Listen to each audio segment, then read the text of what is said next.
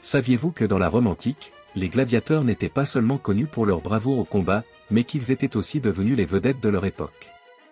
Ils étaient l'équivalent des rockstars d'aujourd'hui, convoités et admirés, même par les femmes les plus puritaines de la société romaine. Aujourd'hui, dans cette vidéo, nous plongeons dans le monde fascinant des gladiateurs romains. Nous allons découvrir les secrets qu'ils cachaient, depuis leurs origines modestes jusqu'à leur place parmi l'élite romaine, en passant par des pratiques étonnantes, comme l'utilisation de leur sueur et de leur sang comme aphrodisiaque. Mais ce n'est pas tout. Préparez-vous à entendre des histoires surprenantes qui vont changer votre perception de ces combattants légendaires. Si vous êtes curieux de percer les mystères de la Rome antique, restez jusqu'à la fin. Avant de commencer, n'oubliez pas de liker la vidéo et de vous abonner pour ne manquer aucun détail sur l'histoire romaine. C'est parti. Même si la majorité des gladiateurs étaient des esclaves ou des prisonniers, certains hommes libres issus des classes les plus modestes décidèrent de se vendre comme gladiateurs. C'était un choix radical, mais tous les gladiateurs n'étaient pas perçus comme des hommes de basse condition.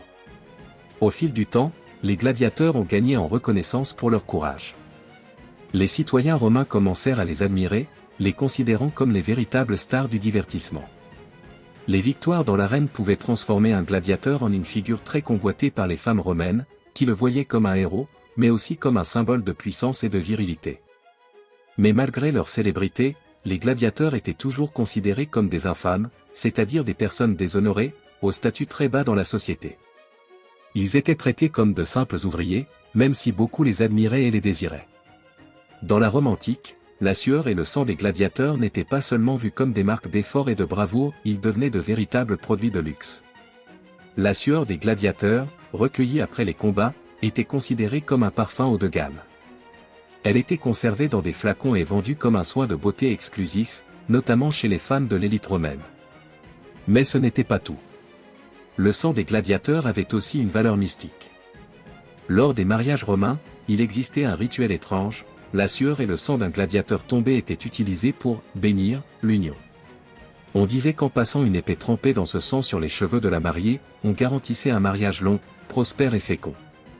Ce symbolisme magique lié au sang des gladiateurs montre à quel point leur présence dans l'arène dépassait le simple combat physique, les élevant au rang de figures presque mythiques dans la culture romaine. Malgré leur statut social inférieur, les gladiateurs jouaient un rôle inattendu hors de l'arène, ils étaient engagés comme gardes du corps personnel. Ces anciens combattants, formés à la guerre, étaient parfaits pour protéger les membres de l'élite romaine, notamment lors de déplacements ou dans des situations dangereuses. Mais ce qui rendait les gladiateurs encore plus fascinants, c'était le désir qu'ils suscitaient. De nombreuses femmes riches ne les engageaient pas seulement pour leur protection, mais aussi pour entretenir secrètement des relations avec eux. Ce phénomène alimentait encore davantage le mystère autour de ces hommes. Les gladiateurs devinrent des symboles de puissance, de séduction et de danger. Leur renommée ne cessait de croître, et au-delà de leur rôle de protecteur, ils devenaient les objets de désir de la haute société, qui n'hésitaient pas à se rapprocher d'eux. Bien que moins fréquentes que leurs homologues masculins, les gladiatrices existaient bel et bien, et elles aussi étaient très sexualisées par la société romaine. Ces femmes combattaient dans l'arène, mais contrairement aux hommes, elles ne portaient pas de longues tuniques. Elles combattaient en pagne, ce qui mettait leur silhouette en valeur et les rendait particulièrement spectaculaires aux yeux des spectateurs. Le fait qu'elles ne portaient pas de casque contribuait aussi à leur sexualisation, leur visage et leur coiffure restaient visibles, faisant d'elles des symboles de beauté et de force à la fois. Les combats de gladiatrices, bien que rares, étaient souvent organisés lors de fêtes privées de l'élite romaine, dans des contextes luxueux et débauchés. Ces femmes ne se battaient pas seulement pour survivre, elles représentaient aussi un spectacle visuel pour les riches et puissants, qui prenaient plaisir à les regarder, non seulement pour leur habileté, mais aussi pour la provocation visuelle qu'elles incarnaient. L'une des histoires les plus fascinantes sur la relation entre les gladiateurs et l'élite romaine concerne Faustine la Jeune, épouse de l'empereur Marc Aurèle. Selon certains historiens, Faustine fut tellement séduite par un gladiateur lors d'un défilé qu'elle en tomba malade de désir. L'empereur, inquiet pour la santé de sa femme, consulta les devins. Ces derniers lui conseillèrent de faire exécuter le gladiateur, mais avant sa mort, Faustine insista pour s'unir à lui, se plaçant même sous son corps pendant que son sang la couvrait, espérant ainsi apaiser sa passion. Même si cette histoire n'est pas totalement vérifiée, elle illustre bien la fascination que les gladiateurs exerçaient sur la haute société romaine jusqu'à provoquer des passions incontrôlables.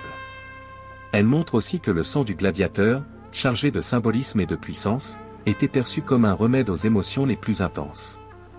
Les gladiateurs de la Rome antique, bien qu'en marge de la société, jouaient un rôle central dans la culture romaine non seulement comme combattants, mais aussi comme symbole de puissance, de sexualité et de désir.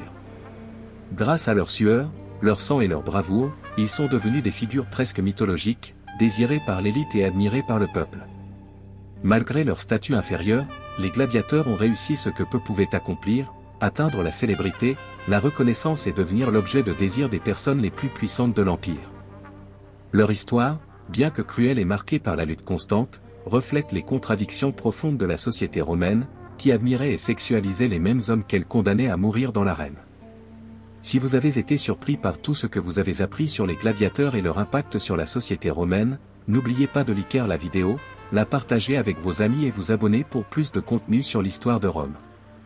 Merci d'avoir regardé la vidéo, à très bientôt.